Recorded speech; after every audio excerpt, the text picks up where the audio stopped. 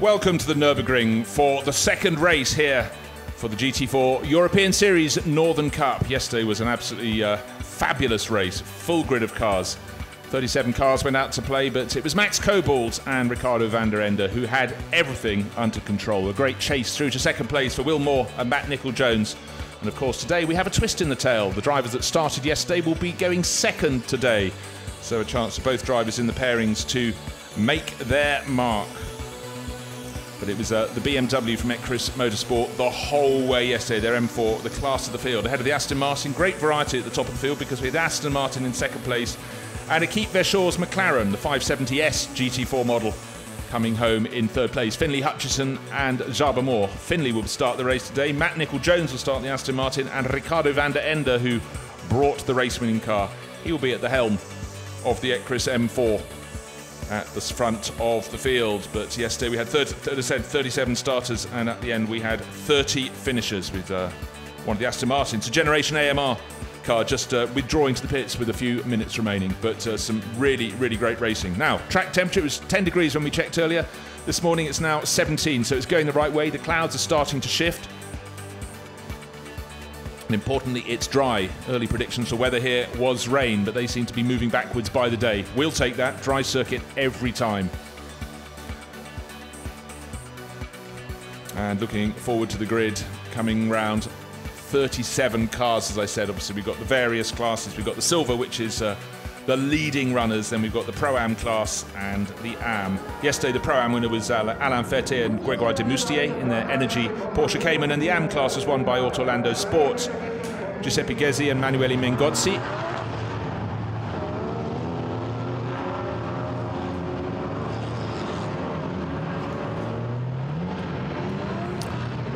So if you've never had the fortune to watch a GT4 race, don't know what GT4 is, I will explain. It's a junior class to GT3, cheaper, more cost effective, and the manufacturers are all looking at it, not looking at it, they're all doing stuff with it right now, because more and more manufacturers are preparing cars to come out and be sold to customers. And Mercedes just brought their AMG model out a few weeks ago. It's already been out racing. Not here this weekend, but for next year you can be sure some of those on the grid. The 570S McLaren, incredibly popular. But right now you look at the SRO M4 at the front of the grid. And certainly in the pairing, it's often about, in a two-driver race, about the strength of the pairing. And Max Cobalt, the young charger, and Ricardo van der Ende, who's been there, seen it, done it. They've already wrapped up this year's title. Constant excellence from that pairing. 4 wins now. They took 2 wins at the Red Bull Ring in June, 1 ring next time out at Slovakia Ring, but they're almost always on the podium, apart from a 7th place in the opening round, ironically at Zandvoort, their home circuit, where they did wrap up the title. Other than that, every race on the podium. SRO Motorsport, Philip Bethke's team, has got Mark Basseng on board. They're new to the championship this weekend, and they've brought out 2 Porsche Caymans. Fantastic level of preparation. Mark Basseng has obviously been around for a very long time and really, really knows his craft. But it just shows how many teams have looked at this championship and thought, oh, I like the look of this. And some just dipping their toe in the water. This the final round of 2017, and I'm sure the numbers will be even greater next year. But the target keeps on moving, because the cars, as the manufacturers bring them in, get better and better. And the mix of the field is changing. A lot of KTM Crossbow's been so popular over the last few years. Obviously, not the sort of car you see in large numbers on the road, but so popular. And the fans love them too, with their bizarre door that pops up. The roof of the car comes up for the drivers to climb out. But there is the M4, the SRO M4, starting on pole position. Ricardo van der Ende at the wheel. Beautiful level of presentation. Pole for this race on the pit wall side. Max Cobalt standing around in the background holding his helmet, but he'll be able to retreat to the garage to watch the start of this race. Race scheduled for 1 hour. Race due to kick off in just under 10 minutes at 11 o'clock. So the front row of the grid, Ricardo van der Ende, number 13, will start alongside, which is SRO Motorsport, Mark Basseng. So what an impact they're making. So you can see the sign behind, pole in the Pro-Am class. Sorry, that's on the row behind them. They're not in the Pro-Am class, but right at the front end. Then 144 will be starting third on the grid, which is the Generation AMR Super Racing Aston Martin, the one that pulled off with a few laps to go. Matthew George will be at the wheel. There, that is. So 2 dark Aston Martins, the one that finished second yesterday. It's a little further down the order today. And that was the number 2 car yesterday. Generation AMR car that came up, sorry, number 62 car that came up from 8th on the grid, and it's about in the same position today. In fact, 7th on the grid, but the Generation AMR car up there in 3rd position. Again, the level of preparation of cars and the liveries and all the details that go with it going higher and higher in the GT4 European Series.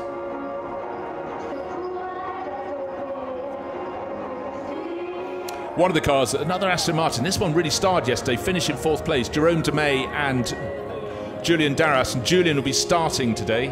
He did a good stint at the end to bring them home in that 4th place, but it's an Aston Martin, it can't be number 7, it has to be 007, of course. That's still that long connection with the James Bond movies that dated back to the DB5 back in the 60s. And don't worry, the car was delivered to the paddock looking like that. It wasn't left out overnight.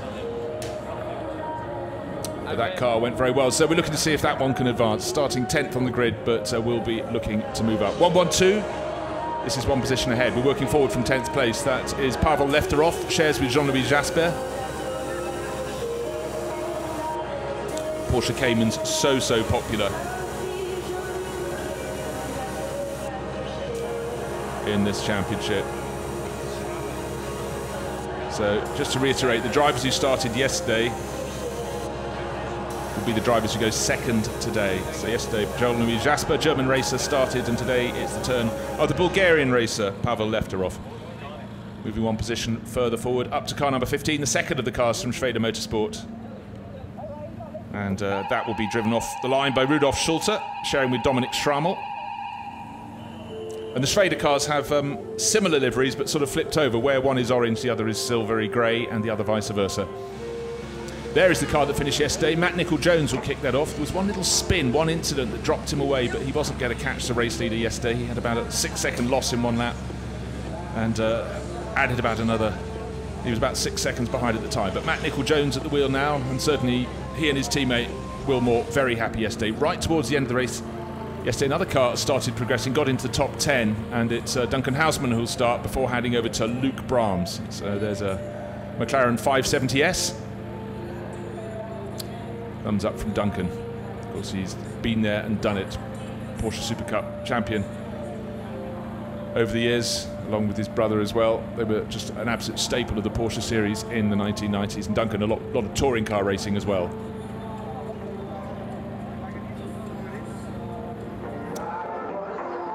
Well, I'll tell you what, we're going to nip down just spotted. We're going to have an interview with the pole car, because Dakota has caught up with the driver who'll start second, Max Kobold. So you're on pole position right now. You had a great day yesterday. Is this going to be another successful day for you? Yeah, we hope so. We started with yesterday good, so I hope Ricardo will also get a good start. I think now from this start it's going to be more difficult, because we had the KTMs more around yesterday. Yeah, the start. They're not that good as us, but now we have the Porsche and the Aston Martin behind us, so it's going to be more difficult, but I think Ricardo can handle it quite well. Do you have any underlying strategy? No, just see how the race go and then just decide the strategy. We try to get it the same as yesterday, just control the pace and make a quite nice gap at the beginning so we can control the race, but I think it's going to be more difficult than yesterday. No, you seem cool, calm and relaxed, so good luck, thank you. Thank you.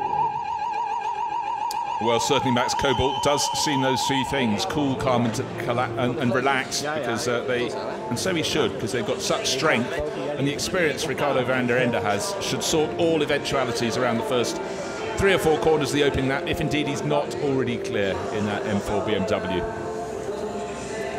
4 race wins to them already in the championship. Now 111. Another car that's hoping to make its mark towards the front end of the grid. In fact, that's 5th on the grid. That's Hendrik Still, sharing that with Razvan Umbarescu, and 111 will be started by the German racer Hendrik Still, who over the years we've seen in many cars, including the Sin R1, the car that's further back down the grid. 222, that's 4th on the grid. Ander Villarino, he finished off yesterday's racing, sharing with Nicky Leutwiler. They crossed the line second in the Pro-Am battle, really right on the tail. In fact, a third of a second down on the class-winning Porsche. So right in the mix for Pro-Am honours. International pairing, Nicky Leutwiler from Switzerland and Ander Villarino from Spain. So now the personnel being stripped clear off the grid. There is the Las Moras McLaren. You can see the roofs raised on the KTM crossbows, waiting for those to be lowered. Goes up as one unit. The drivers have to clamber in over those wide side pods, but now it's starting to clear. We've got Marc Basseng on the outside of the front row. That's the grandstand side in the Schrader Porsche Cayman. So what a splash they're making on their debut in the series. And there is the car that finished second yesterday for Redline Racing, which is Matt Nicol-Jones kicking off in the 62 Aston Martin today. And just to let you know where number 13 finished yesterday, it finished in 12th place overall, so it's really got a far better starting position today. What can it do? Interesting point from Max Cobalt, that the KTMs aren't brilliant off the line, and there were a lot of them at the front end of the grid. There were about 6 of the top 8, I seem to remember yesterday, were in KTM crossbows, and maybe that was what allowed Max to make that great start and be safe in the lead. And then, of course, they were jostling for position like crazy around the next few laps that really, really helped him to get away. Now it's the turn of his fellow Dutchman, his teammate of several years, Ricardo van der Ende, to see what he can do. It'll be a formation lap and then 1 hour of racing.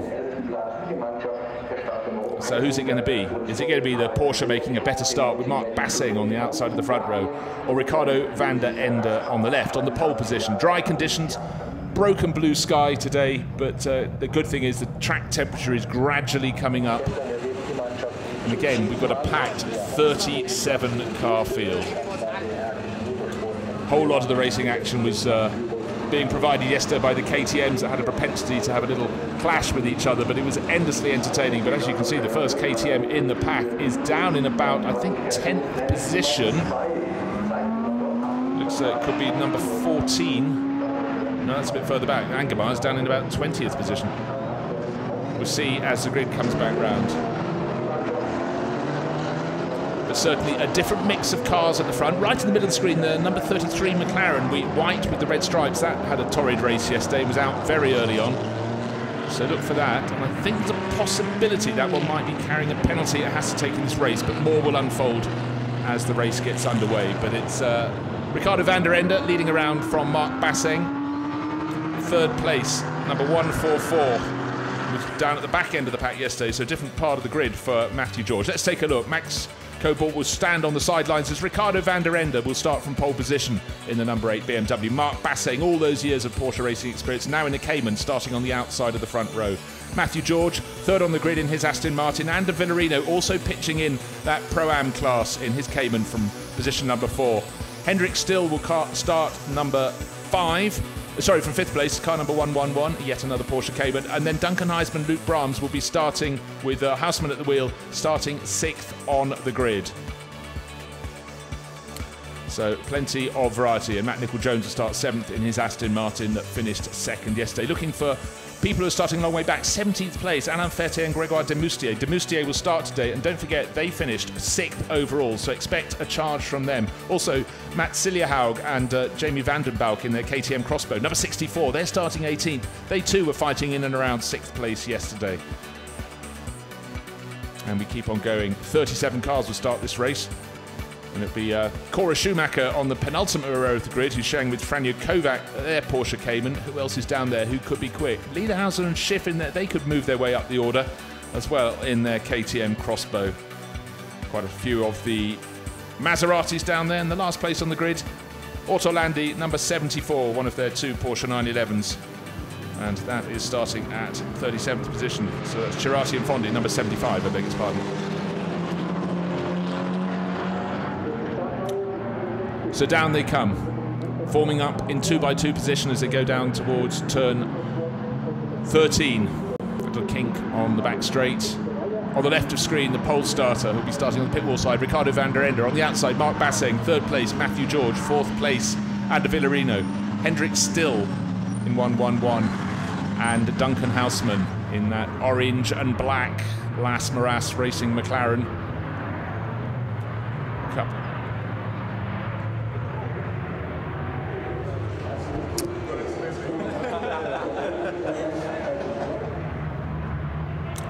So the field bunching up, or some of the field, you can see the Sin coming in, and that's sort of mid-grid, so quite a few more need to get into position with this 37-car grid. So really, really a packed grid of cars, constantly growing. This is the story of the GT4 with a cluster of Maseratis. I know that the last car you can see is the white and blue Porsche at the tail of the grid. So this is the formation lap, an hour of racing, the last race of the GT4 European Series Northern Cup for 2017. The field at the front, very, very bunched indeed, a different mix of cars. The only thing that's the same at the front is that Ecris M4 is at the front of the field. The cluster of cars behind were not the ones that were fighting for outright honours yesterday. So look for Duncan Houseman in that McLaren from 6th on the grid. Let's see where he can go. Matthew George was down towards the tail end of the field yesterday, retired from the race late at the end, and now he's right under the tail of the BMW, looking at the red lights on the starting gantry. 1 hour of racing about to go underway. Wait, long hold, but a good start by the pole starting BMW. Behind, the cars are going 3 or 4 abreast, tucking into second place behind the race leader. Behind Ricardo van der Ende is Mark Bassing. What a charge up the inside from Matt Nicol-Jones into second place from, what was it, 7th on the grid in his Aston Martin. Might be getting a tap from a sister Aston Martin, isn't. Oh, Bassing got the tap. It was the Caymans all coming together. The car that started second shoved to the outside of the corner there very rudely indeed. I think Ander Vitorino's in the car with a splayed front end at the back of the picture there, but it's Aston Martin's to the fore. The BMW leading Ricardo van der Ende, Matthew George in third, but that brilliant start puts Nicol-Jones into second place, and we've got an Aston Martin in fourth, being pushed very hard by one of the Schrader cars. In fact, that's the sister Schrader car trying to come back through, but at the moment it's Daras holding. Well, no, he's just lost fourth place, but Aston Martin's doing very well at the front of the field. You have to look a long way back to find our regulars, which are the KTMs. The best place of those is 74, which is Freiburg House, who's sharing with Kramer. So Kramer is starting the race in that one. Down the hill they come, the BMW at the front of the field. That was a little rude among all the Porsche Caymans down into turn 1. And I said look out for Duncan Houseman going forward. Sadly, I've got that wrong. He's lost 2 or 3 positions, but I expect him to pick them up. It got a little bit rowdy down at the first corner, and I think the Las Maras Racing McLaren was the one that really lost out in that mix. Already Ricardo van der Ende has made the break. He's got clear. The car's behind nose to tail. There is Finlay Hutchinson trying to pick up places in the middle of the pack in his McLaren. Wonderful shots. There's the Sin, the white car with the red and green stripes over the roof. That's losing position. 24 really going for quite a charge there in the middle of the order. So the number 2 drivers on the listings are the ones starting the race today. Just looking for any damage on the cars, none at all. Be interesting to see if those Caymans that clattered into each other at the first corner, fighting over second, third, fourth positions, have all managed to get going again. I suggest not all of them have. So we come towards the end of the opening lap, and Andy Merrick gaining positions in the Bullet Racing McLaren in the middle of the order. Oh, there is damage. Oh, dearie me. How can a commentator see the driver's door number if it's folded round like that? But it's 111. Of course, that was starting at the very front end of the grid. And for Hendrik Still, that was a short race. Door peeled back. He got caught up in that 3-car Porsche Cayman clatter down at turn 1. But for some reason, he's not seen any reason to come to the pits. It would be getting a little bit blowy in there. Certainly feel the officials will be reaching for a black flag to get that one back into the pit lane. Black and orange, not all is right with your car. Now Matt Nicol-Jones being pushed very, very hard for second place by Matthew George, and all along it was a 1.6 second advantage for our race leader, for Ricardo van der Ende, and I'd suggest that continues to go out. Still a third Aston Martin in 5th place, but it's 4th place, number 15, being driven very well indeed by Dominic Schrammel. So SRO Motorsport really making quite a splash. There's Duncan Houseman, and right in behind him he has number 16, and that's Nico Rindlisbacher, and one of the cars that clattered on the opening lap, I think that's Ander Villarino's one coming into pit lane. Yes, so it is. So don't forget that was second, right on the tail of yesterday's Pro-Am winner, as they crossed the line in 6th and 7th places. But today is another day, and not so good. Still this Aston Martin, very fierce battle. But I guess 1.6 seconds at the end of the first lap is going to be rather more this time around. You can see a little bit of a twitch under braking there for turn 11 from Matt Nicol-Jones. And another McLaren tried to advance, number 10, Yesterday it was started by Cyber Moore. Today it's Finley Hutchinson who's at the wheel in the early stage of the race. So 2-2-2, limping in, and Villarino. I thought from that long shot the front wheel was not at the right angle. It most certainly is not.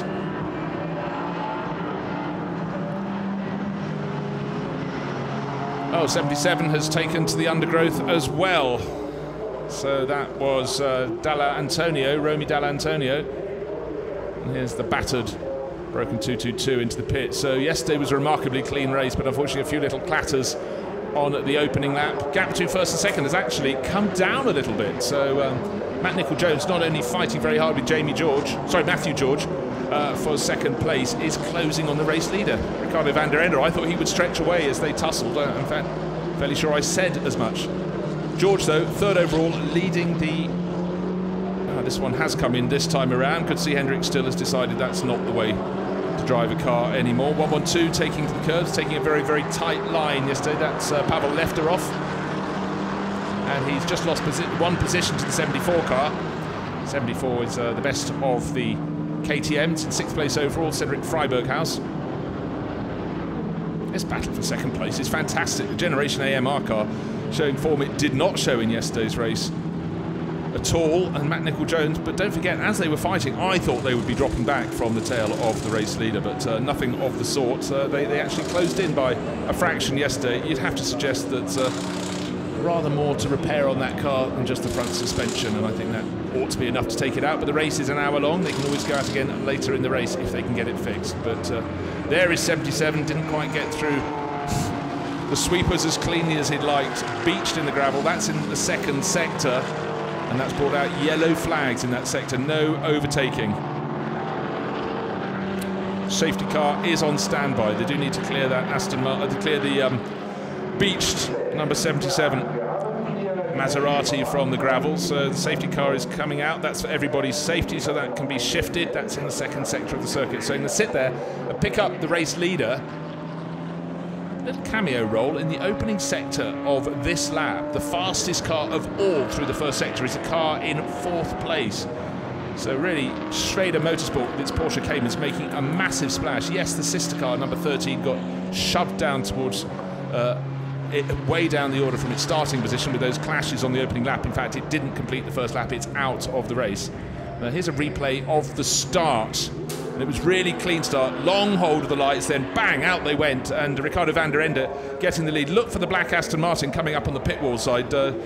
Matt Nicol-Jones not taking no for an answer. And then what happened? Down into turn 1, it was safe for the first few cars, but look, the clashing was all on the outside of the circuit between 3 Porsche Caymans, and out went the second place start, and that was the end of the race for Mark Basseng. Look at him in number 13. Oh, that was a hard hit in the side. And Villarino piling into the side of him, and Hendrick still in there too. And that's where the door got damaged. Oh, there was further damage. Andy Merrick came up and clouted the side of Still's Porsche. Maybe that's what did the door damage. But the door eventually weakened and flapped round, and that's why that's been made to come into the pits to have that investigated, repaired, removed. Here's another look on the inside. Slight tap on 13, actually, and now notice it from Matt Nicol-Jones. Put it a little bit sideways, and it put it into the path of 2 cars that were going steaming down the outside of the corner. And then a really, really positive start. Look for the black and green Aston Martin fighting with the street art racing Aston Martin, but Matthew George got up into that 3rd place. Then a little clatter, number 15. Everyone seems to want to take out the newcomers. That's the second of the Schrader Porsche Caymans, going now on the outside of Julian Darras. Let's have a little look. Was there a bit of push down there? Certainly can't get much closer, but wonderful arts from the camera crews, slow-mo replays of these fabulous GT4 racers around the twists and turns of the Nürburgring, out over the curbs. That's at they're coming out of turn 6, some very much out of turn 6. Bullet Racing McLaren in the middle of the pack. Bit of heat haze for you there. What more can you ask for? And there's another of the McLarens coming up through from the tail of the order. Number 77, the reason for the safety car sitting with Dall'Antonio out of it. I think he might have been asked to get back into it in the gravel, so that is being removed. It's on the uphill sweepers, the Schumacher S, as it's known, the 9 and 10 sweepers. You can see where he just went into the corner too deep, and suddenly there was no tarmac, only gravel, and then beached his Maserati. Number 94 in the pits for repair, Henrik Kopi. And Danish racer Nikolai Rogevu.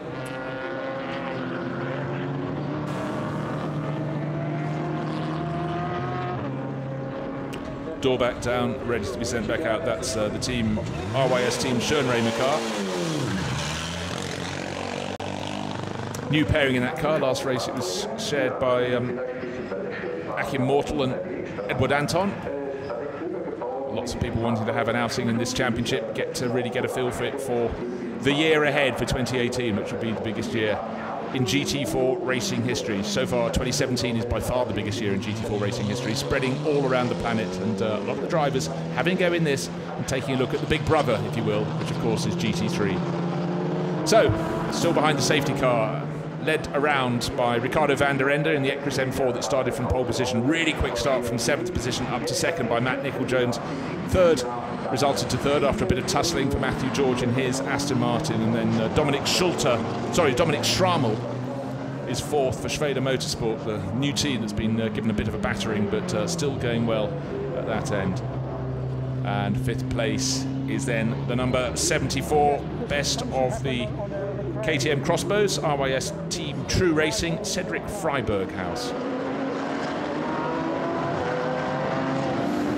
And that is the back of the pack. We still have a number of cars in the pits having repairs, including Hendrik still having the door fixed on his 111 Porsche, but we've got 31 cars still out there and running at the moment. Obviously lost Mark Basseng, really unfortunate. Started on the outside of the front row and got muscled out. A little bit of a push from, which I didn't spot to start with, from Matt Nicol-Jones, but it was the damage from the Porsche Caymans coming in from behind. Ander Villarino, also his car very damaged in that incident. Hendrik still involved in that incident, and then had a clatter with the Bullet Racing McLaren as they exited turn 2. So a busy couple of corners to start the race off, but now we've got through that, waiting for the safety car to withdraw. The teams reminding their drivers they need to be 5 car lengths apart or thereabouts during the safety car distance, or sorry, 5 car lengths or less. Any more than that and the field gets stretched too much. We've seen it in various championships and races around the planet. So those at the back, that's what Orlando Sport Porsche needs to just have a little bit of a catch up. So nearly out of the gravel, so Romy Dall'Antonio enjoyed quite a good race yesterday, but today not so kind. And of course, in a race like this, if you get caught out, get your car damaged, it means your teammate does not get to go out and play, which is obviously very, very unfortunate. Yeah, Dall'Antonio, yeah, placed very well. Placed 3rd in the AM class yesterday, along with Giuseppe Fascicolo. 19th place overall, but today looks like a 0 in the score chart.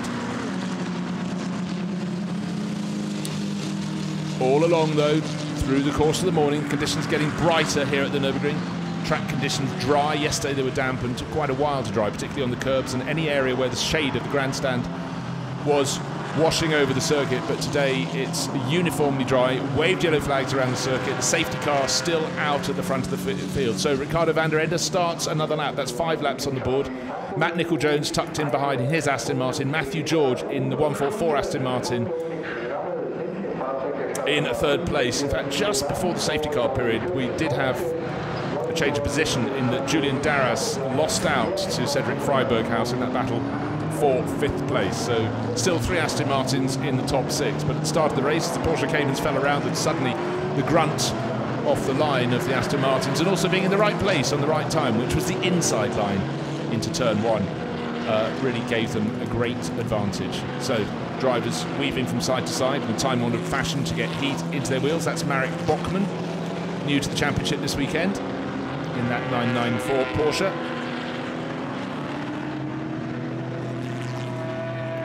Must say the Maseratis, they're not the fastest car in the field anymore. The world's moved on, they're Gran Turismo MC, but they do sound absolutely fantastic. The Beza Group car, you can just see it going down the slope, that's Cora Schumacher. At the wheel, shares that with Franjo Kovac. There it is, Beza Group, number 20. Franjo did a lot of racing in the 24-hour series with his Mini, but he's really, really enjoying the conversion to GT4 level. And they're running effectively last of the field.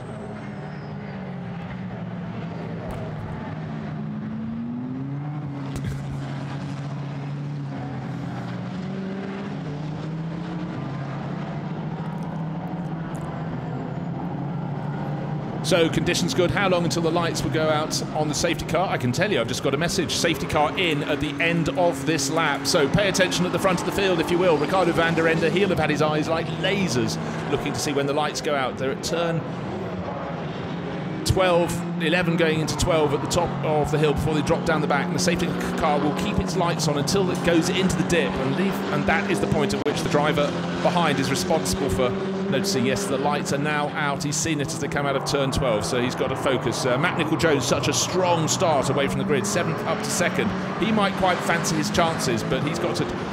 When van der Ende puts the throttle down, probably just coming out of the chicane, he's got to accelerate hard with it and see if he can get close enough. Not allowed to overtake until they get to the start-finish line, but certainly allowed to close right in. So it's van der Ende, Jones, George, Schrammel, Freiburg, House and Darras. Lots of different makes of cars. Aston Martin very well presented there. And then 7th place, Pavel Lefterov, Duncan Houseman. Look for him. He had a slightly poor opening lap. I think circumstance got away from him. Now, full power. Admittedly, he has to slow down for the final corner, but he's already made a charge. Matthew George, if anything, has gained on Matt Nicol-Jones. Nicol-Jones not close enough to make a move. Can't overtake till the start-finish line, but what's he like in the straight line in the Aston Martin? Is he going to be able to close? Line astern behind. You can see the Bullet Racing number 33, McLaren, also making a move. He's picked off Nico Rindlisbacher, so 1 place gained at least by that McLaren, but he's got to watch out coming up the inside. Oh, 22, very late on the brakes. That was Jörg Wiebahn, but he knows how to drive these Porsche Caymans. And the Team Partrax car, the red and yellow one with the Momo livery, lost out a little bit there because number 10 went past as well, Finlay Hutchinson, so he got demoted in the short order by 2 of the McLarens. 74 ahead of 07, Cedric Freiburg House, and 07, Julian Darras. And behind Darras is Pavel Lefterov. But at the front of the field, it's Ricardo van der Ende. Bit of a gap. Matt Nicol-Jones, Matthew George. Really well driven. Dominic Schrammel, Schrader Motorsport, Porsche Cayman as well. Line astern there. Good to see one of the Auto Orlando Porsches in the mix there. I think that was Manuele Mengozzi.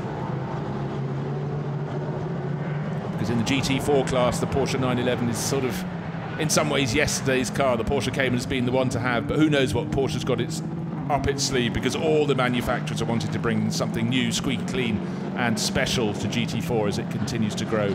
Ricardo van der Ende continuing to lead, and the story as it was in the first part of the race. Matt Nicol-Jones being pushed very hard indeed by Matthew George.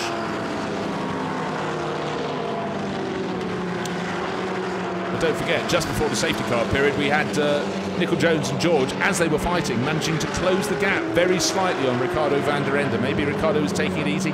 Again, he's opened out that advantage. It was about 1.3 seconds, I think, when we had, at one point early in the race, went up to a little bit more, and then it started coming back a bit. Look out for Andy Merrick in that Bullet Racing McLaren. He's up to, I think, about 10th or 11th place. He's got another McLaren in front of him. That's Duncan Houseman, so he's in fact up to 9th place. And off the circuit. And there's something down on the track there, because 2 of the cars in short order, and the second of the McLaren in that grouping, ran very wide out of the chicane. It's almost so there's a little bit of oil. Number 22, Jörg Wiebahn, also went wide. Very unusual incident there. Didn't expect to see Andy Merrick. He wasn't close enough to another car to be making a challenge into that position, but that would have certainly not helped his progress. But 3 cars all having a bit of a twitch. Nico Rindlisbacher trying to fight his way back, but Jörg Wiebahn, wise to that one, takes the 22 Cayman across the nose, the red and yellow car, all perfectly legitimate. And Finlay Hutchinson in the white, blue and black McLaren having a look as well. This is the battle for second place as Ricardo van der Ende continues to stretch his advantage. 1.2 at the end of that lap. Matthew George, a better exit from turn 4. Really getting a run on Matt Nicol-Jones. Not likely to be able to make a move through this turn, which is turn 5, or turn 6, or the kink at 7. If he wants to make a move, turn 8 could be the place, but it is really rather do or die down at the bottom of the hill. Almost touching the tail of Matt Nicol-Jones' Academy Motorsport Aston Martin. If anything, I sense Dominic Schrammel starting to close in behind as they tussle. Matt Nicol-Jones got the inside line covered at the hairpin. It's a big, wide, bit like a spoonbill, the hairpin down at the bottom of the hill, the shape of the corner. Wide goes narrow, but very much status quo. Battle between the 2 black Aston Martins. Matthew George certainly means business. Spent last year racing in GT4 as well. And he's been he and his teammate Jim Holder have been contesting both this championship, the Northern Cup and the Southern Cup this year. Just can't get enough racing in, which is what we like to see. Great little battle between Rindlisbacher and Wiebahn, battling over 10th place. Andy Merrick ahead of them, but it'll be interesting to see if Merrick gets the chicane right this lap. Here is the approach to the chicane. Ricardo van der Ende looks as though his advantage has gone up very slightly. Look at the background, the white car with the red stripes up the nose. This is the point where Merrick went off last time. All of the drivers ahead of him seem absolutely fine. Dominic Strammel has now got his orange and silver grey Cayman right onto the tail of Matthew George, and certainly Cedric Freiberghaus has made himself safe in 6th place. Bit of a gap back to Julian Darras in the 007 Aston Martin. He's got Duncan Houseman right behind in his McLaren. Flash of the lights from the Dutch veteran. Finley Hutchinson not able to get his McLaren up towards the front as yet.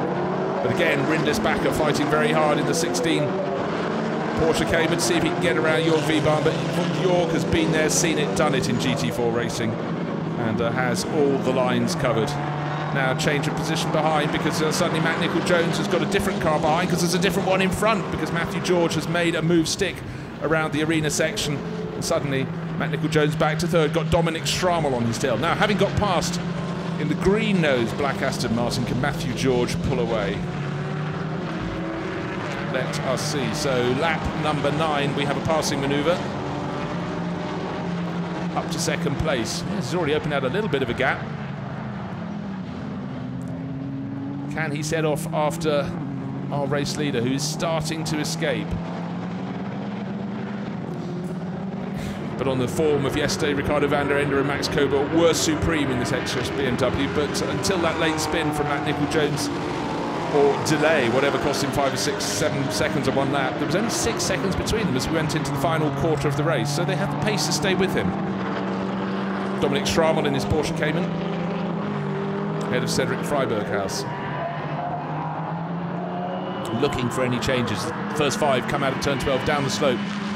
Duncan Houseman has now made a move. He's got past Julian Darras, so he's up into 6th place. I sense he was being somewhat delayed. Duncan Houseman maybe would be able to start closing towards that 5th place crossbow.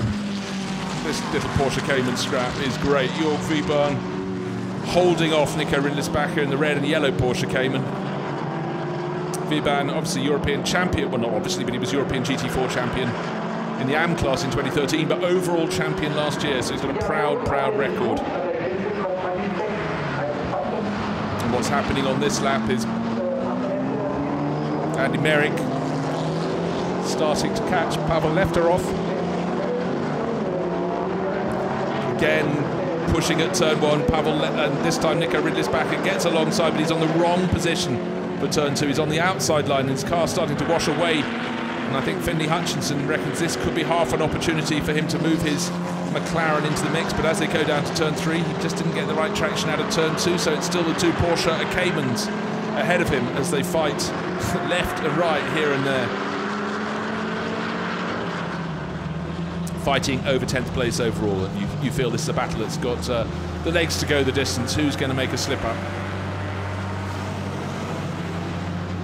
And I really think in terms of outright speed, the McLaren with Finley Hutchinson at the wheel ought to be quicker, but he's bottled up behind. He's got to find a moment, not always easy because these cars are taking different lines on consecutive laps. He cannot predict where they're going to be in the battle between Rindlisbacher and Jörg Wiebahn, but Wiebahn very tidy now. I said, let's see if Duncan Houseman can start to drop the Aston Martin 007. Yes, he most certainly had. 6th, having made the move on the last lap, setting off after Cedric Freiberghaus. Early part of the lap, gaining a 1/10 of a second here or there. Up to turn 11, still Jörg Wiebahn. Look at the background of the shot, any second now they've come into the view. There it is, the red and yellow Porsche Cayman tucked in behind, yet again, possibly closer than before. Now Nico Rindlisbacher really trying to unsettle Wiebahn, but Wiebahn has been there and done it before. He knows where to place his car. I reckon the move's coming up the inside. Not quite close enough for Rindlisbacher. Hutchinson has to hang back a little bit, doesn't want to get too close in case they clash. Better exit from the chicane, but there's not going to be enough space there, so close to touching. But now we're going to have Wiebahn going slightly wide on the exit, but so does Rindlisbacher. Will there be a move down into turn 1? This is fighting over 10th place. Finley Hutchinson doesn't really know where to put his car. He's going to try and go, oh dear, left, right, which way are you going to go? Lap after lap, we've seen Rindlisbacher take the inside line, but I sense Hutchinson might be able to do the wide in, tight out line. Now 1-1-2, Pavel left her off, really starting to trouble Julian Darras. Julian's starting to suffer from understeer in that 007 Aston Martin. And it can really be sense Andy Merrick has caught this battle for 7th place. It's no longer the 2, it's the 3. You can just see the nose of the McLaren coming into the picture, the Bullet Racing car. Now, there's the 007 Aston Martin. In between, we've got number 1-1-2, the Pavel left her off, driven Porsche came in, then Andy Merrick, then this wonderful battle for 10th place, which has stayed in the order in which it started the lap, and the lap before, and the lap before that. Not for want of trying on behalf of the Team Partrax driver, though. Nico Rindlisbacher really, really pushing.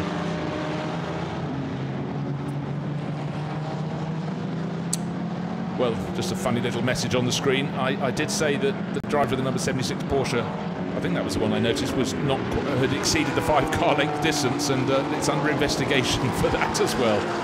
So these stewards, they have eyes like hawks. And the pit window is now open. It opens 25 minutes into the race and is open for 10 minutes. So I don't know who's going to jump out of it. Certainly if I was one of the drivers bottled up behind a battle like Finley Hutchinson, I might come in very early indeed. Can do so this time around.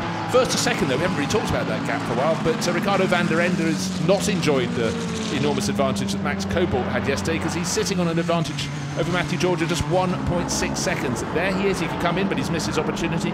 Don't expect him in straight away. But Matthew George, very, very impressive drive from him, and it looks as though he's possibly even closer this lap than the lap before.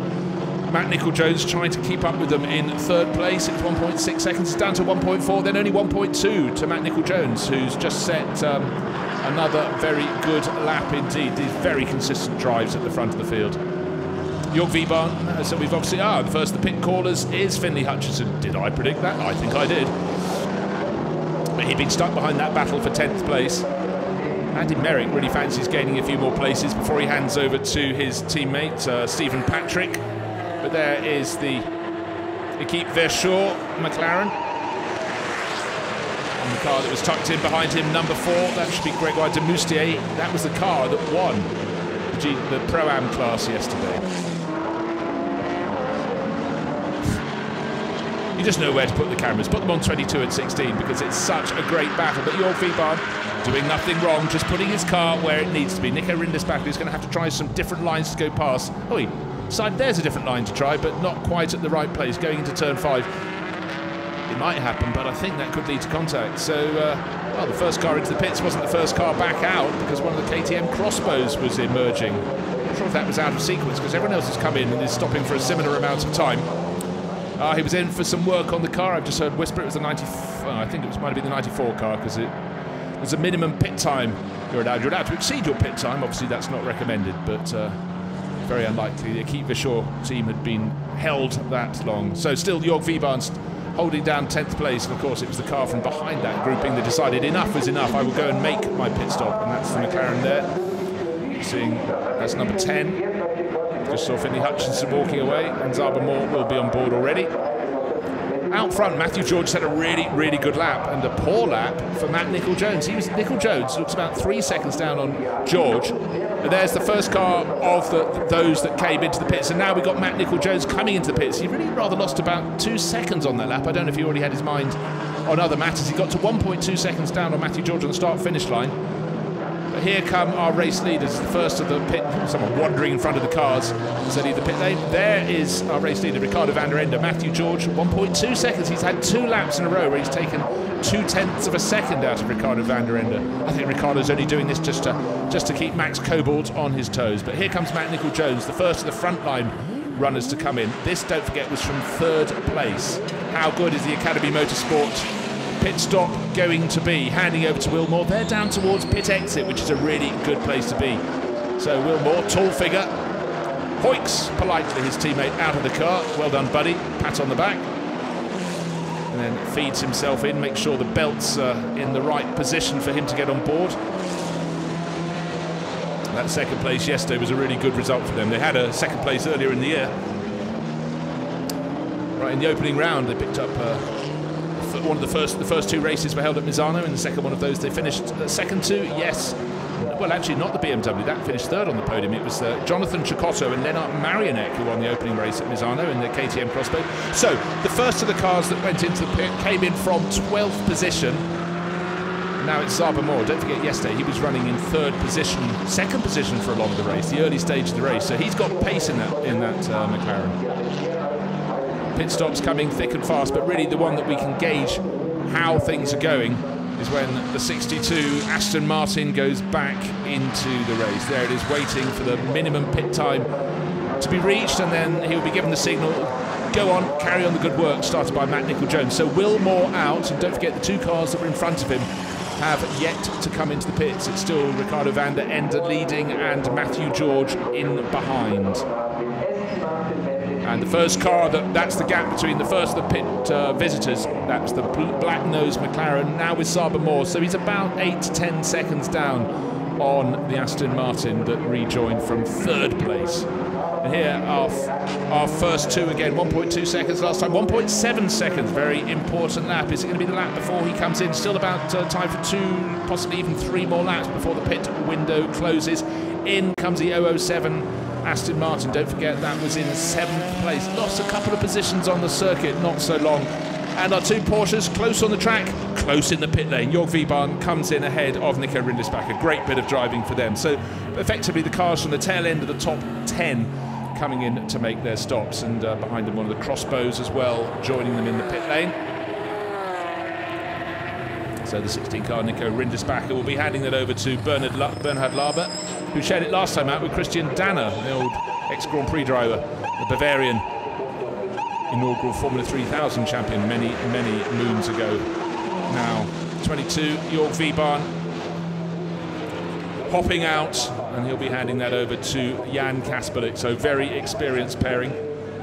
Jörg looked a little cross there. I think he's just taking his gloves off so he can help do up the seat belts with greater accuracy once Kasperlik is on board. So busy place, the pit lane, but it hasn't had a visit from our first two runners on the circuit who haven't made a stop, which is Ricardo van der Ende and Matthew George. Julian Darrow's had a good stint, but Jerome Demey is the driver who really delivers in that street art racing. Aston Martin, talking of Aston Martins, there is Will Moore pressing on. He is the front runner among those who've made a pit visit, so he's down the race order at the moment, but he's waiting for those who haven't stopped to come in. Will he still be in effective third place when van der Ende has handed over to Max Cobalt and Matthew George to Jim Holder? Everything controlled in the pit stops. There's a minimum pit stop time which stops teams from rushing, also stops them from employing too many people. Now that's the Schrader car coming out. Will it get out ahead of Will Moore? Need to see that sequence as it goes out down turn 2 and turn 3, because Dominic Schrammel had a really good run in that car, and it should now be in the hands of Rudolf Schulte. So I think very close to the Aston Martin, so it could have been position gained by the Schrader Motorsport Group. First two gone through again. In fact, van der Ende into the pits. Just spotted van der Ende going into the pits. So Matthew George leads the race. Came down on his own, but well, the Aston Martin did just stay ahead of the number 15 Porsche Cayman. So Rudolf Schulte's got plenty to do, but Will Moore is ahead, stays ahead, but look very close to the Schrader car. They're really making a splash on their debut in this championship. Ricardo van der Ende out, that you can just see next to the graphics there. There is the number 8 Ecris Motorsport BMW, and all looks under control there as Max Cobalt is strapped in.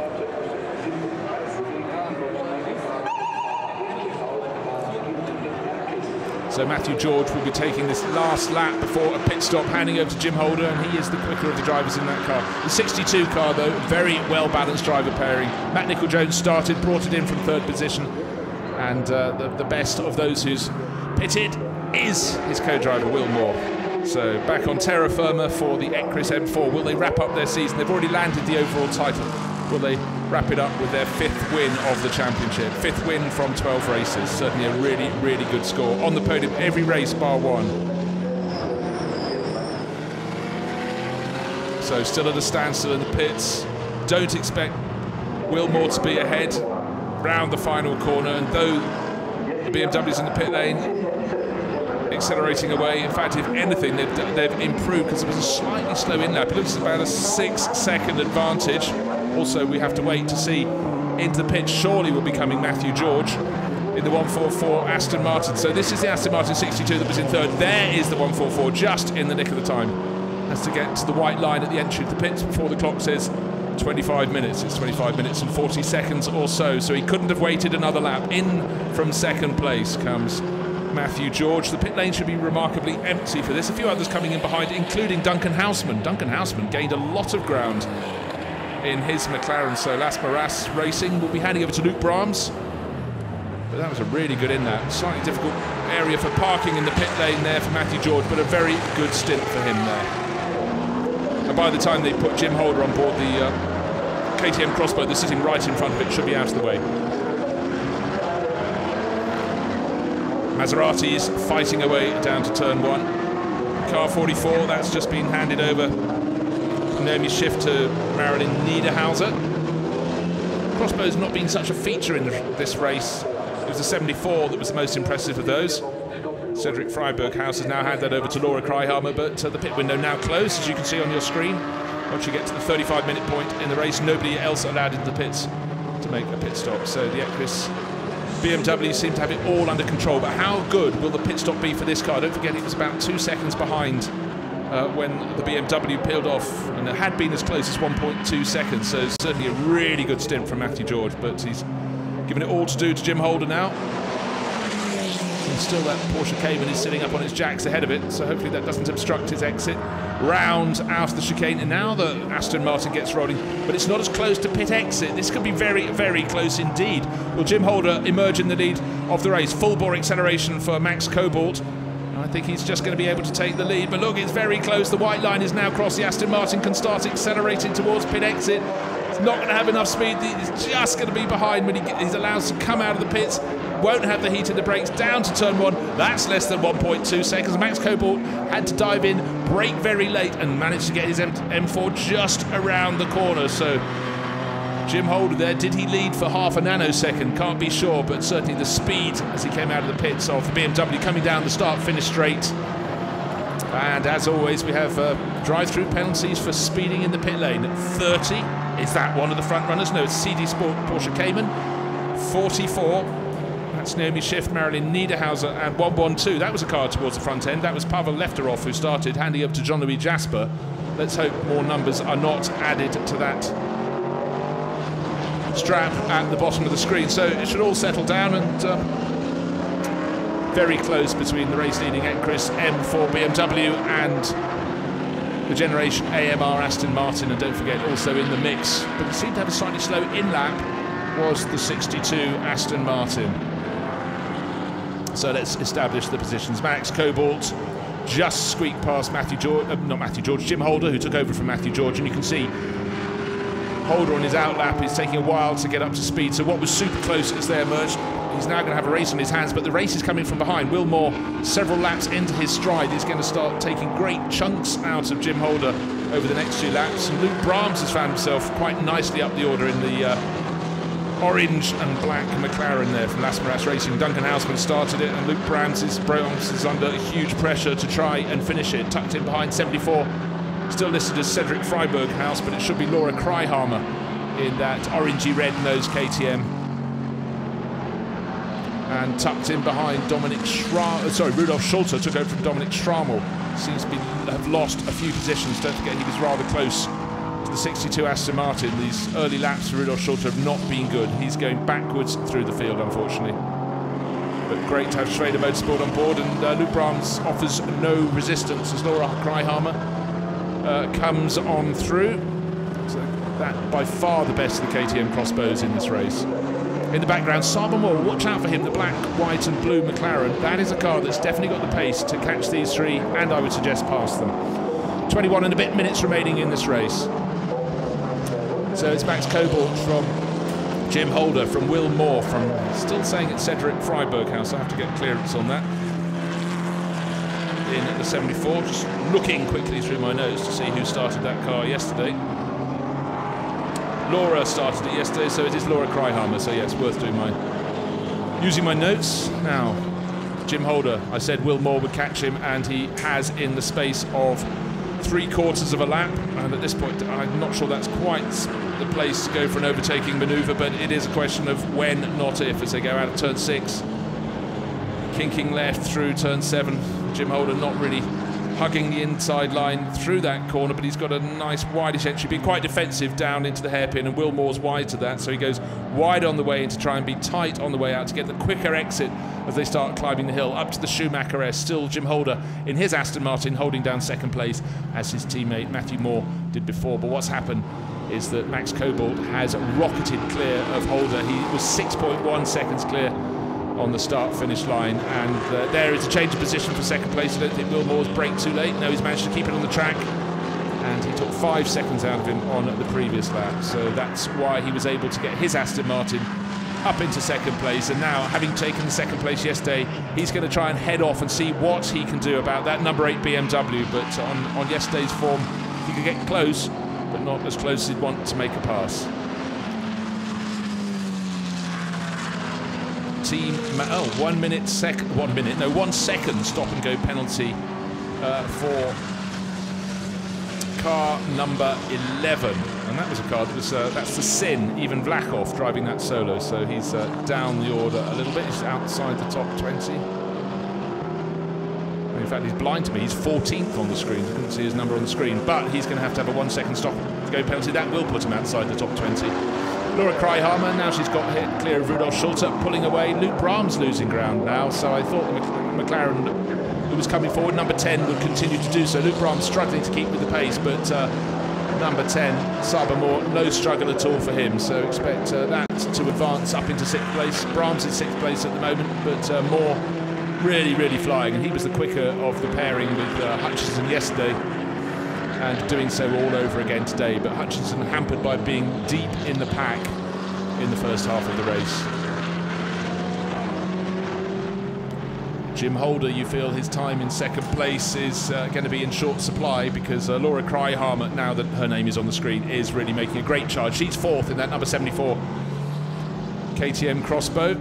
They're going out over the curves, being chased by Rudolf Schulte. Luke Brahms losing ground, but gaining ground. Saba Moore in the white, blue and black McLaren. In the background of the shot behind Moore is Alain Ferte. It's been a quiet race so far. Gregoire Demoustier started it, but Ferte finished 6th yesterday to win the Pro-Am class. He's up to 8th again, and he is just really getting back in the racing groove. One of France's greatest wasted talent, but great that in his 50s he's back out to play and loving it.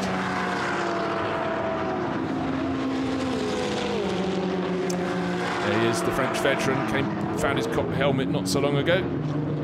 Car number 112. I'm afraid the team manager's going to get some fitness work. That was Pavel Lefteroff, Jean-Louis Jasper to see team manager to race control to follow the worn stretch of carpet up into the commentary, into the tower there. Oh, Jim Holder's really going to have to fight to hold position. I think he'll hold it for one more lap through the chicane. Has he left the door open for Laura Kryhammer? No, he hasn't. Bouncing over the curbs, the two of them through the chicane. 17.5 minutes remaining, but I think 17.5 minutes will be a bit too long for Jim Holder to resist the charge of Kryhammer. Certainly the KTM Crossbow driver has made a better exit from turn 1. Aston Martin has great power in a straight line, but the KTM Crossbow 2 car lengths behind as they go over the start-finish line. This, the battle for 3rd place at the moment, and again the power of the Aston Martin down the start-finish straight pays off. Rudolf Schulte starting to come back at them in the Schrader Porsche Cayman behind, number 15, taking a slightly wide line. Not the greatest of lines through turn 1, so loses a lot of what it's gained, but Laura Kryhammer very, very tidy indeed. Jim Holder still holding on to 3rd place, but he's left the door open. Down into turn 3 comes Kryhammer. Can she get the braking done? Yes, she can. That KTM Crossbow so nimble, able to get her back across into position out of turn 4, accelerating down the hill, and in fact a slightly slow run out of turn 4 by Holder allows Schulte to close in. In the background, Moore is catching both of them. Moore has got past Luke Brahms, so the McLaren keeps on coming. quite frankly, with just over 16 minutes remaining in this race, we could have the Equipe Vauxhall McLaren on the podium for a second day running. The finishing order yesterday was the number 8 BMW that's leading today by 8.6 seconds. Second place is the car that's again in second place, Will Moore and Matt Nicol-Jones. Third place yesterday was Hutchinson and Moore, so they're up to 6th, and we could have a repeat. But I really quite fancy the chances. Yeah, there is Moore in the background. But actually, how about Alan Ferte? Ferte has caught up with Moore very well indeed over the last lap. In fact, he took 1.25 seconds off him last time around. Now he's got Schulter taking a look at Jim Holder. Now that pass has been made by Kreihammer. So it's all changed. The tail end of the podium. It could be one of 3 crews that get up there. Someone smashed one of those Pirelli boards on the outside of the circuit, going for a bit of a run over the curves and far beyond on the exit of turn 12, which would have been scary. So Schulter has no resistance at all to Moore. Looks like Ferte will have to speed up the hill. So I'm afraid that was just a bit of lack of experience from Schulter, but shows good pace in between. Luke Brahms trying to hang on in the background in the orange flank McLaren. Great little battle now for third place. Jim Holder up the inside. Well, I was going to say up the inside, but the driver coming up the inside was Alan Ferte. He seems to have so much poise and balance in that Porsche Cayman. He got past Zaba Moore, and now he really fancies a shot at Holder. Holder, of course, sorry, in 4th position, not 3rd, because Kreihammer got past him.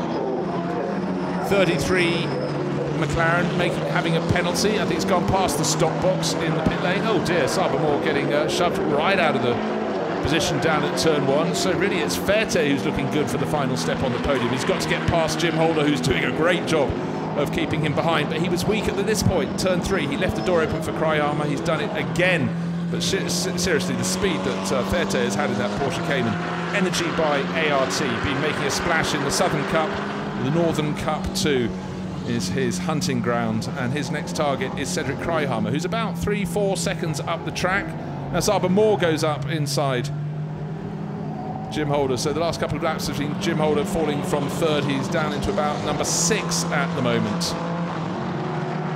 But Ferte is the driver on the charge. In behind the number 20 Cayman, that is entered by the Beza Group racing team. That's Franjo Kovac. Chorus Schumacher started that, and Franjo being very polite out towards the edge of the circuit. Keeps out of the way, has to be on a bit of the circuit, so Zaba Moore slightly compromised on the exit of the hairpin. Jim Holder trying to hang on to the back of the McLaren as they go around Kovac. Oh, Jim Holder got blocked, and this is the chance for Schulte. He's taken the outside line, he's got more speed out of the corner, but that's unfortunately for Holder, moved him right off the tail of Zaba Moore. Moore was past and was going to pull away, but they can't get past Franjo Kovac. On the wrong side of the car there to try it at turn 12.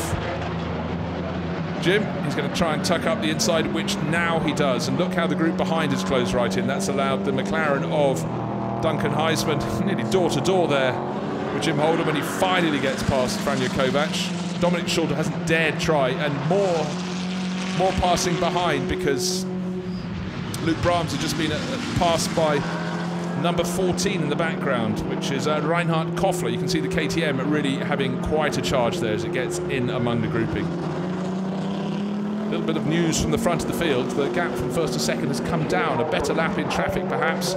Will Moore 7.7 seconds down. But it's this battle behind. Kreihammer is still safe in 3rd place. 3.9 seconds clear of Ferte, but from number 10 backwards, Zaba Moore, it's super close. In fact, Saba's got clear of this group. It's the group behind, 6th place downwards. Holder still holding on, but different driver challenging each lap, and it's Reinhard Koffler in number 14 that is making the attack now, and again down into turn 3. There'll be nightmares for Jim Holder about not being able to hold people off into turn 3. Everywhere else he has things covered, but turn 3 has been his weak spot, unfortunately. But really an attack into turn 3 is a result of what happens, really the line you take into turn 1 many a time, because if you're in the wrong position for 1, you're in the wrong position for 2, and then you can't get into line for turn 3. And I think pretty much that's what's happening. So Rudolf Schulte for Schwede Motorsport tucked in behind. Luke Brahms has rejoined that battle. Brahms in 9th, but Koffler's the one in the charge with the orange nose on his crossbow, having got past Jim Holder, able to pull away with some ease, it must be said.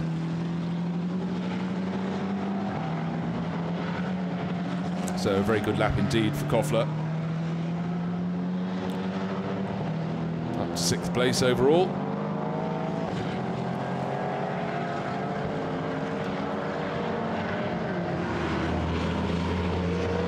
Again, Holder under attack. He's really, he was passed easily by Will Moore when he came out of the pits in second place, pushed back to third, and thereafter, unfortunately, he's been given a real lesson out on the circuit. But it's all about gaining experience. Jim Holder not been racing that long, and his car looks great, and certainly you can see it at the front end of the field.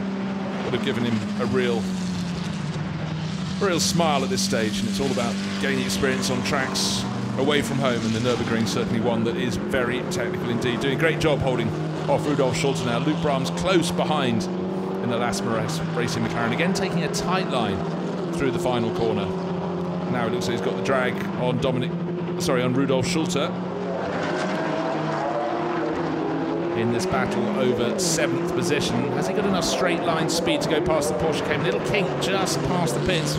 I reckon it's going to go down the inside line into turn 1. Schulze gave him a tiny bit of space, but of course at that point Brahms needed to go wide. There wasn't the space to do so, and now he's got Mads Siljehaug, the Norwegian racer, tucked in behind another of the KTM crossbows. They weren't at the front end of the grid, but they're working their way up the order. And for a lot of the cars, they've got their faster driver in second. Certainly Siljehaug has been a star for several years. There he is in 64. Brilliant putting down of the power. He's going to get 2 places out of turn 4. Well, he's got 1. He's in the wrong position for turn 5, but the speed with which he's caught them... Well, he's in the right position for turn 5. He's died the other side of the circuit. So Siljehaug, massive charge for him.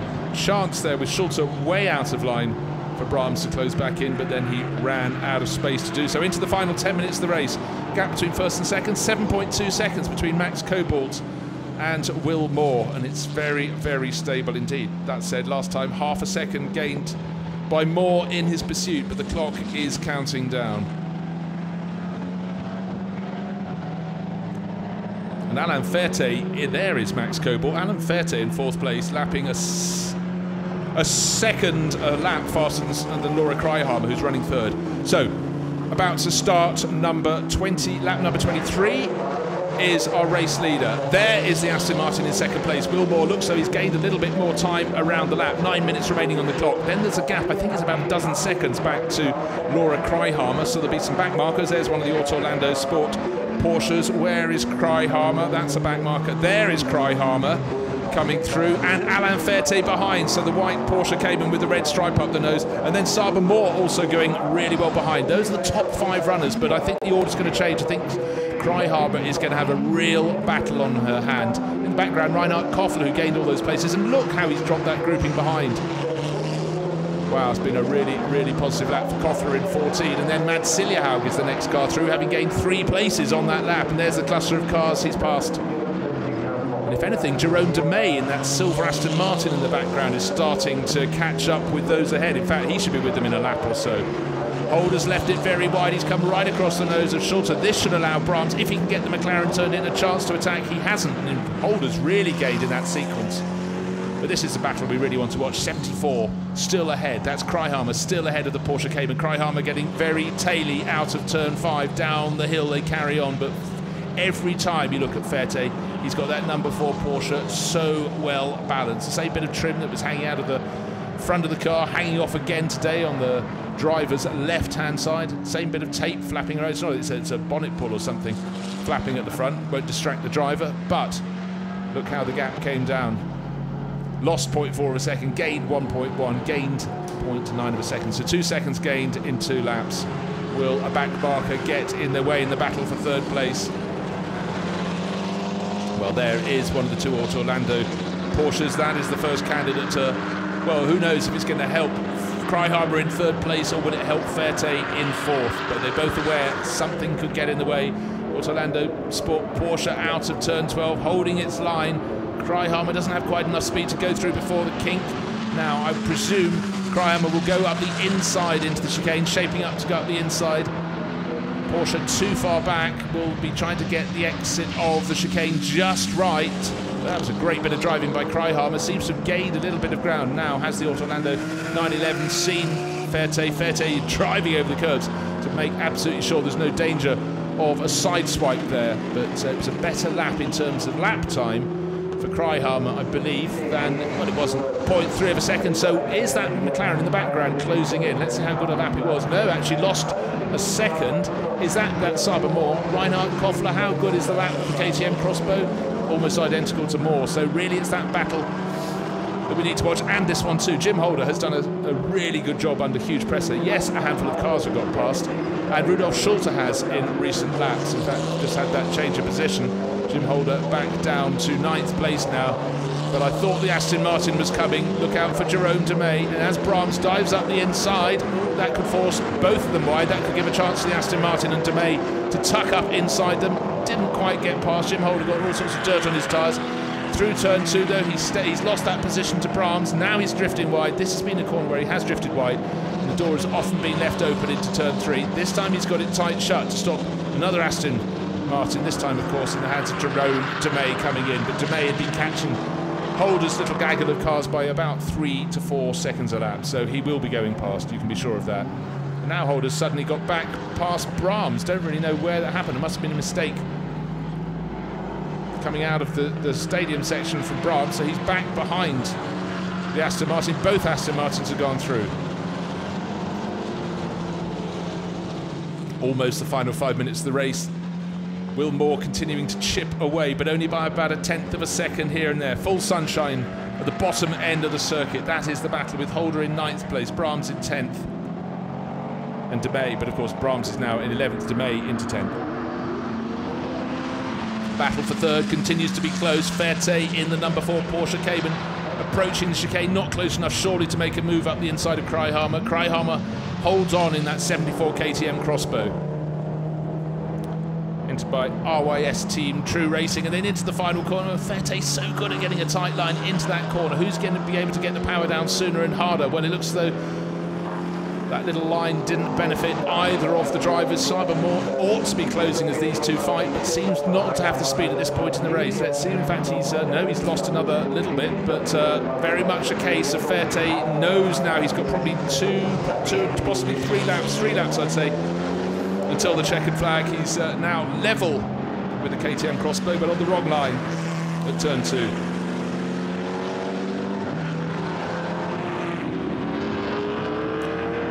So down the hill they come, still Verte pushing very, very hard. Oh, bit of a mistake from Kraihammer, too far over the curbs, not allowed over there. Didn't back off the power, but enough momentum was lost. But Kraihammer, well, I was going to say, could still have the inside land into turn 5, but there comes the move. Alain Verte, look, happy to kick the tail out on that Porsche Cayman, celebrating in many ways. The just too much speed carried out of turn 4, couldn't get the grip coming out of the corner. Just tried to put the power down too soon, and Laura Kraihammer lost out there. Been a really good run by Kraihammer, but Verte was the driver coming through. There's Saba Moore in the McLaren. He cannot close on them. He's close, but I thought he might be able to catch them and go for the podium, but the pace of Verte was such, and Kraihammer really fought back in the attempt to hold on to that 3rd position. But right now it's Max Cobalt leading by 6.1 seconds. The gap continues to come down over Will Moore. Then another 18 seconds back to the start-finish line, back to the Kraihammer-Verte battle. But of course, it's now the Verte-Kraihammer battle as those positions have changed place. Verte, the leader in the Pro-Am class by 4 positions. Leader in the Am class at this stage in the race. Again, Autolandi Sport, it's Giuseppe Gezzi and Manuele Mengozzi. There is our race leader. You have to do this lap and one more. Max Cobalt now down to 5.1 seconds. He's just controlling it from the front. When you're sitting on a buffer that had been around 8 seconds, you can shed a 10th here, you can shed a 10th there. All Will Moore can do is press on. But certainly the Academy Motorsport Aston Martin duo, he and Matt Nicol-Jones, been on very, very strong form here at the Nürburgring. There in 3rd place, confirmed now, 20 seconds down on Will Moore, is Alain Verte. That passing manoeuvre delayed both of them a little bit, but just a loss of grip and going too soon out of turn 4 led to Kraihammer falling down to 4th place. They're now falling away. Be interested to see what sort of pace we can have from Alain Verte around this lap, but with under 2 minutes remaining until the checkered flag will be shown. The final race of the 2017 GT4 European Series, the Northern Cup. Of course, the Southern Cup still has a little more life in it yet. It's been a great season, a season of expansion, a season in which a lot of drivers have gained experience at this level, brought new cars into the championship, more manufacturers, not just on the slate, the cars are getting ready First few will be delivered in the closed season, ready for next year. So we're going to have a different mix of cars on the grid next year. The KTM Crossbows will continue to be a staple of the championship. That's Reinhard Koffler, who worked his way through that fight for 10th place. He's up to 6th. In fact, lapping at very, very competitive pace, but he's too far behind. He's 6 and a bit seconds behind Sabermore's McLaren. That's the one we've seen in recent laps. And Mads Siljehaug, he's had a really good end to the race too. In fact, he just set his car's fastest lap of the race last time around, lapping faster than the race leader. So there you have. In a two-driver race, you can often have these little anomalies. Pressing on very hard indeed. Wonderful shot showing the Eiffel Forest in the background. Of course, the circuit here at the Nürburgring nestling in the forest in the southwest corner of Germany. Siljehaug catching up with Reinhard Koffler, but it's onto the final lap for Max Kobold. Lights ablaze. His advantage down to almost precisely 5 seconds. 5.006 seconds. He can afford to have even slightly scrappy lines around here. But it's all controlling the race from the front. Victory yesterday and today. It looks, barring a disaster, it's a double for the 2017 overall champions. Ricardo van der Ende, who started the race, and now Max Kobold, who started yesterday's race from pole position, making it a wonderful weekend at the circuit. Have they got the point, the benefit of the fastest lap as well? No, in fact, the fastest lap in the race, I think, has been set by number 144, been set by Matthew George in that chase in the early stage in the race. But that car has now fallen back to 10th place overall. But it matters not. The story of 2017 has been the SRO Motorsports team. Wonderful driving pairing. Ricardo van der Ende and Max Kobold. It's Max at the wheel at the moment, bringing it home. This will be win number 5 from their 12 starts in the season. It's been very, very fruitful indeed. Nice clean lines, all under control. Nothing more Will Moore can do. They'll be pleased with their 2 second places. There is the Aston Martin. Do I sense it's slightly closer? Well, you might be talking about a 10th or 2, but another solid weekend for them. In fact, their best weekend of the season. No wins for the Aston Martin, but that will be their 4th second place. So these podium results certainly move them up the championship table or confirm their preeminence if it hadn't been for the Ekris duo. Alain Ferte, wonderful drive. 3rd place, victory in the Pro-Am class. So 6th yesterday to win the class. Today, it's theirs all over again. Wonderful drive.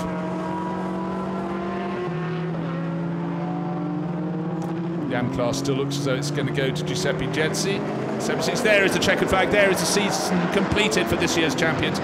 Great result. 2nd place too for Will Moore, Matt Nicol-Jones, 4.6 seconds in arrears. Then to win the Pro-Am class, Alain Ferte, started by Grégoire Demoustier, literally has not put a wheel wrong. Started some way down in the pack, so they had to be careful, had to be cautious, but have done just that. So a clear win for them in the Pro-Am class. And then I thought we'd had to change of positions, very similar liveries, but Reinhard Koffler coming home behind Sabermoor. It was a different KTM crossing line. Mads Siljehaug in the background, the other black and orange-nosed KTM crossbow. So plenty of manufacturer variety, which is how we like it at the front end of the field.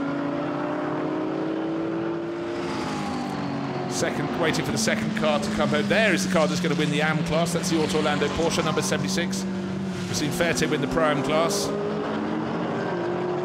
So that is the AM winner, comfortably clear. 2 positions on track of car number 21, which will be 2nd in that class, which is it.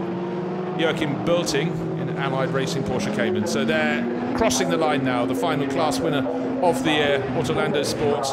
Very tidily done indeed. And just worthy of mention, 8th overall, 2nd in the Pro-Am class.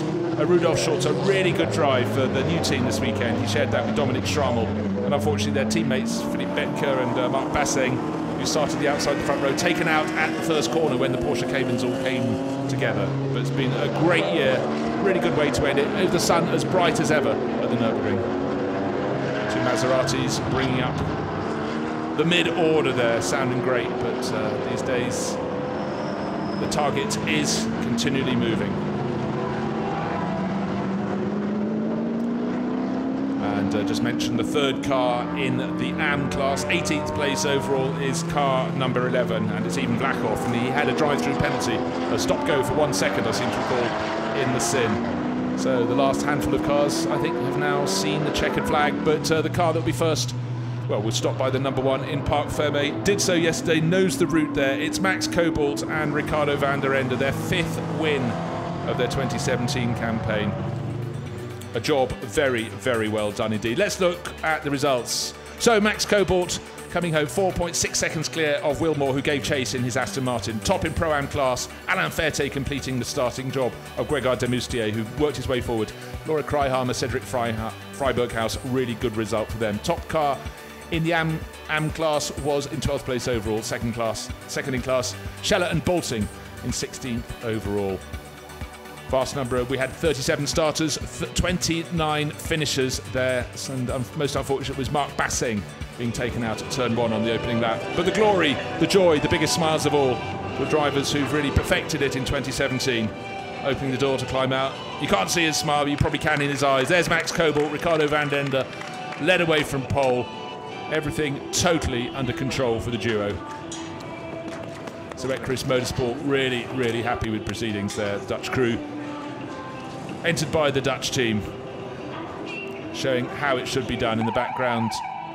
Second place for the 62 crew, Matt Nicol-Jones. Big smile on his face. He's waiting for his car to be brought in, and Wilmore just arriving now, so good weekend for them. Ricardo van der Ende late for only one thing, the welcome home party. And there it is, big hug for Max Cobalt. It looks like a very different day. It was quite grey at the start of the race. Now the season ends in sunshine.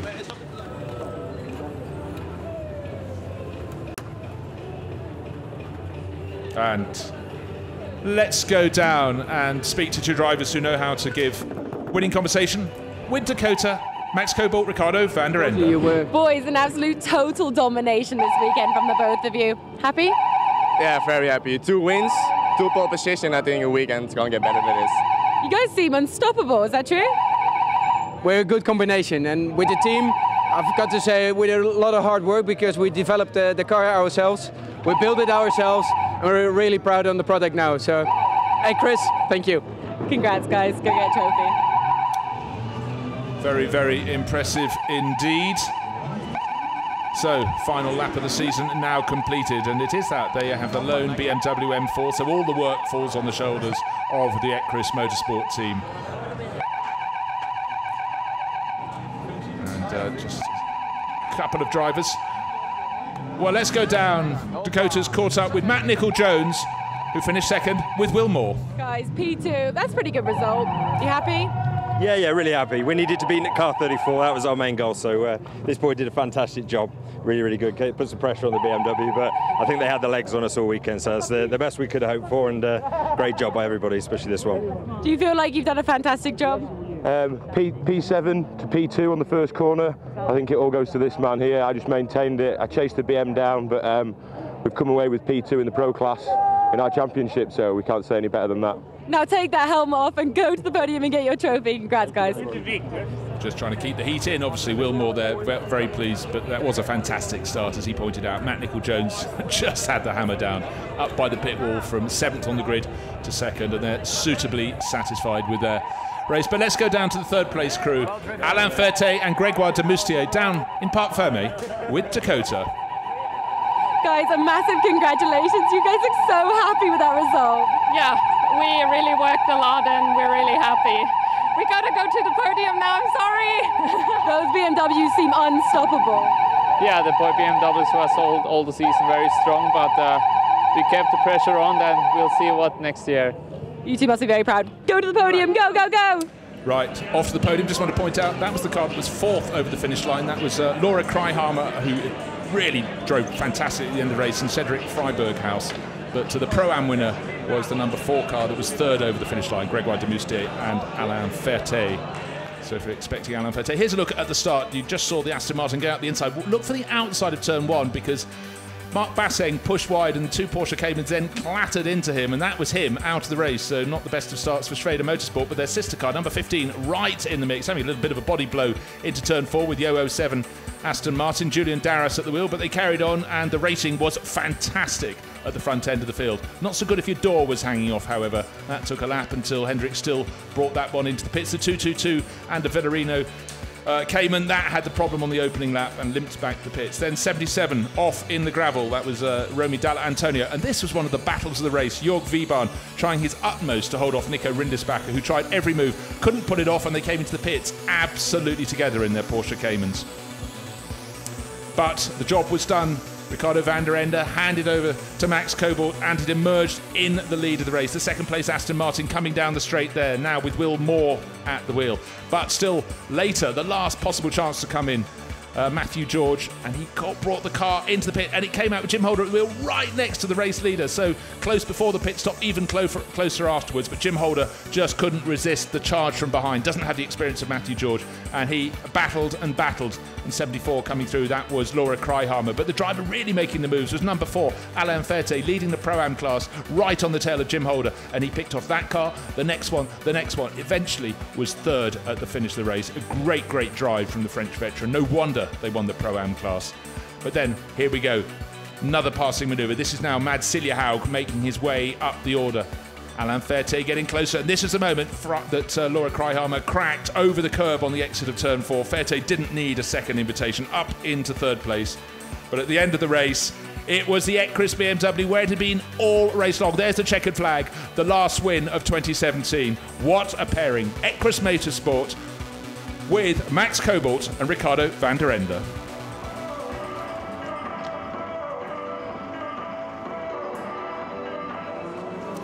So, waiting for the podium at the end of the season. There's Max Brahms, series organiser, series manager, makes it all happen. He must be delighted with the form through the course of the season. The growth of not 1 championship, but 2, the Northern Cup and the Southern Cup. And it feels like the Southern Cup, grey morning turns to bright sunshine for the final podium ceremonies of 2017.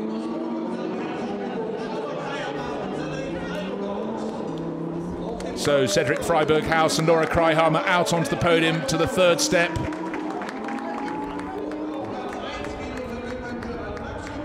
Matt Nicol-Jones and Will Moore out into 2nd place. Bit of hesitation there for Will Moore. Out they go. They've had a great weekend, 2 2nd places, but no one had a better weekend than the 2017 champions from the Ecris Motorsport crew. Max Cobalt shaking hands on the right and Ricardo van der Ende on the left.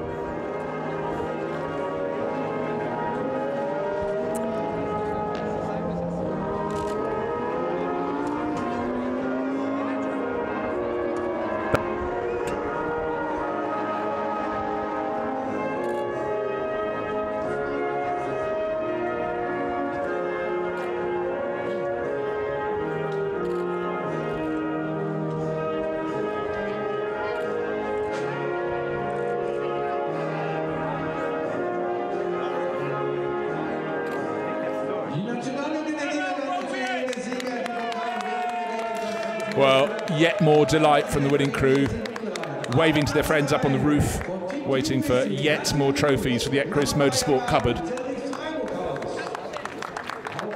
So wonderful battling at the end of the race there by Laura Kryhammer. Great opening stint by Cedric Freiberghaus, her Swiss teammate. 2nd place trophies to match yesterday's 2nd place trophies for Will Moore on the left and Matt Nicol-Jones on the right. They thoroughly enjoyed their weekend racing in their Academy Motorsport Aston Martin. Applause all round. And the biggest trophies of all for Ecris Motorsport for Ricardo van der Ende and Max Cobalt. Yes, indeed. Win number 5 from 12 starts. Only 1 occasion they were not on the podium. So it's been a remarkable year for the Ecris crew. They've set the gold standard. It's up to everybody else to see what they can do to close it down in 2018. But it's been a wonderful season, particularly for the European Series, Northern Cup. Huge grids of cars. What a growth area of motorsport. And time for the final champagne blast of the year for Cobalt, van der Ende, Moore and Jones, and Kryhammer and Cedric Freiberghaus. Of course, we'll have the other podiums following shortly, but for the front-running crews, that's it for 2017. But smiles all round in the Ecris camp.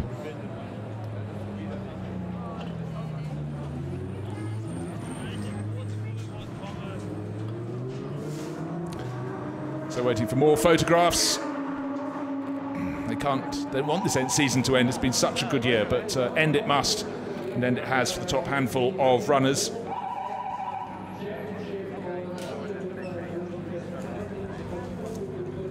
Now waiting for the next visitors to the podium. I see Alain Ferté wiping his face down. This is the Pro-Am runners who will be coming out.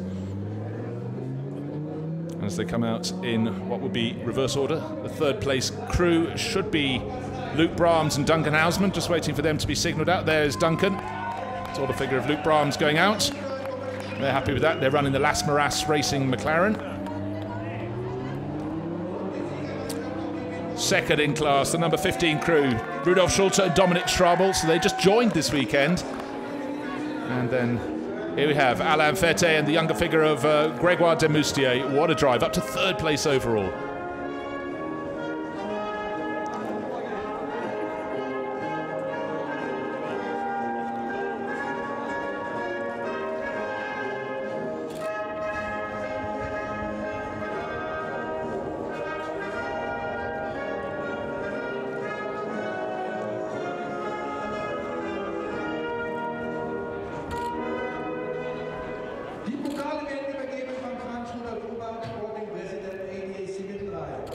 So more trophies being brought out to present to the crews. So in the world of McLaren and Las Maras Racing, Duncan Houseman and Luke Brahms, third place in the Pro-Am class, 10th place overall.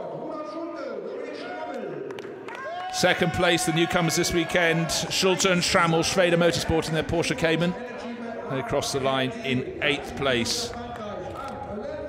And third place overall, victory, Grégoire Demoustier, another Porsche Cayman crew, but this is Energy by ART. He and Alain Ferté, with Alain putting that fantastic charge on at the end of the race.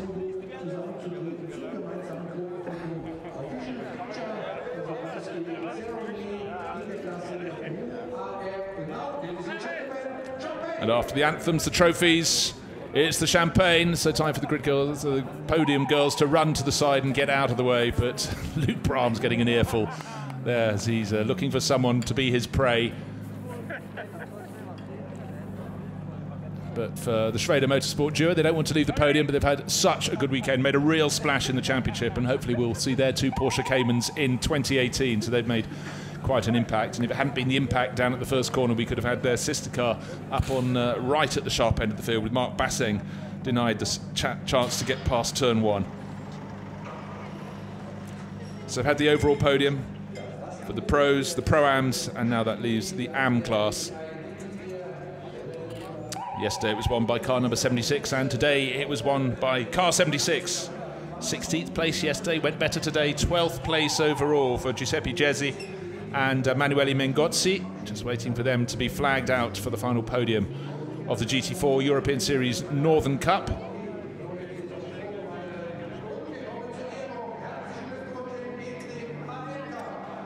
But the first crew to be called out should be a one-man crew. There we are, Ivan Vlachov driving solo in the Sofia Car Motorsport Sin R1. If he hadn't had that 1 second stop and go penalty, he's standing on the top step of the podium, but I think he'll be moved across shortly. Because the crew that's coming out in second place is car 21. That is the one of the Allied Racing Porsche Caymans, Nicholas Scheller and Joachim Bulting.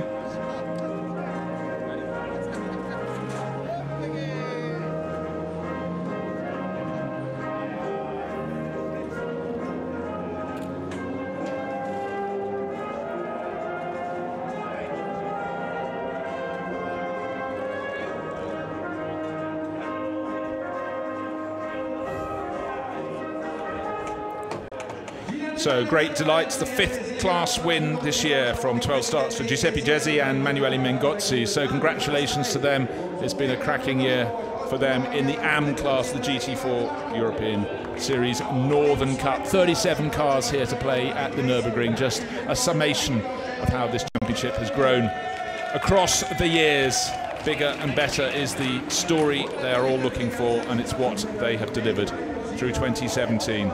So let's see where this can go in the months ahead. They've got a chance to gather over the closed season, but it's been a wonderful seasons of racing, and the overall champions of course, Ricardo van der Ende and Max Kobel. But in the AM class, trophies just as important. They're not competing for overall honours, they're competing for honours in class. So every single position gained counts, and that's what the drivers know. A lot of people getting a shot at racing on the international stage in this, and I'm sure it will go from strength to strength. It's been a wonderful season, and it's fitting it ends in sunshine.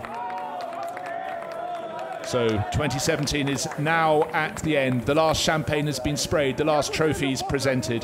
Nürburgring brings it to a close. Remember, Ecris Motorsport, they're the winners in 2017.